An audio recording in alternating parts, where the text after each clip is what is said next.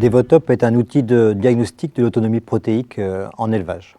C'est un outil qui a été développé dans l'Ouest avec l'appui des régions de Bretagne et des Pays de la Loire, développé par un consortium intégrant les chambres d'agriculture, l'Institut de l'élevage et un certain nombre de partenaires qui travaillent auprès des éleveurs et qui souhaitent maintenant de plus en plus améliorer leur niveau d'autonomie protéique.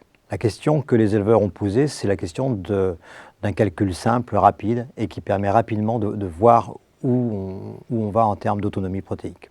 Pour ça, Devotop est très efficace, puisque en une demi-heure, trois quarts d'heure, on est capable d'évaluer le niveau d'autonomie de l'élevage et le niveau d'autonomie de l'ensemble de l'exploitation.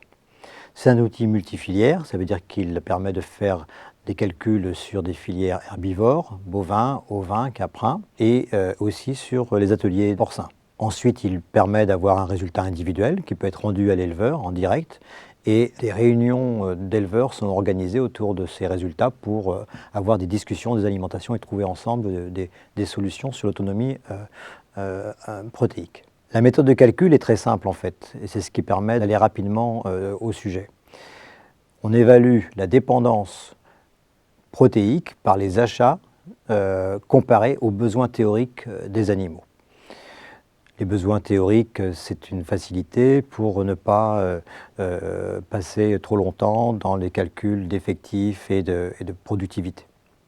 Ça donne un niveau d'autonomie en protéines qui permet de positionner les élevages par rapport à des référentiels dans des mêmes situations comparables de systèmes et d'élevage. Les indicateurs qui sont produits par Devotop sont de différents niveaux.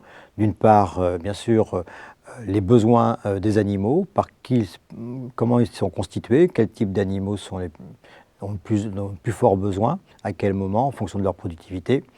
Quelles sont les sources de MAT, celles qui sont produites sur l'exploitation, celles qui sont achetées en extérieur.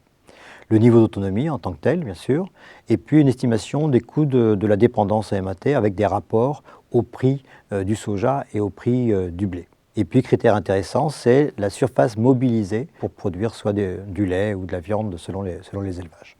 Ce diagnostic est un diagnostic relativement complet, permet quand même de faire le lien entre les besoins des animaux, la valorisation des surfaces et la valorisation des ressources autour des équilibres nécessaires dans l'exploitation.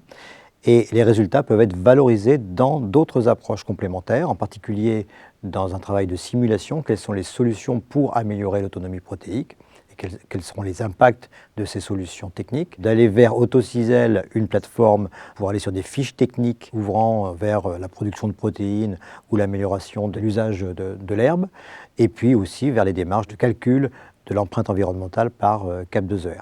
Au final, cet outil, comment est-ce qu'il peut être disponible? Aujourd'hui, il est disponible sur le terrain, utilisé dans pas mal de structures dans l'Ouest, en Bretagne, en Pays de la Loire.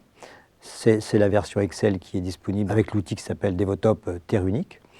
Et puis, il va devenir national grâce au plan Cap Protéines, qui va permettre d'avoir un outil web qui va être développé pour la fin 2022 et qui va permettre d'ouvrir sur l'ensemble des productions et des régions françaises.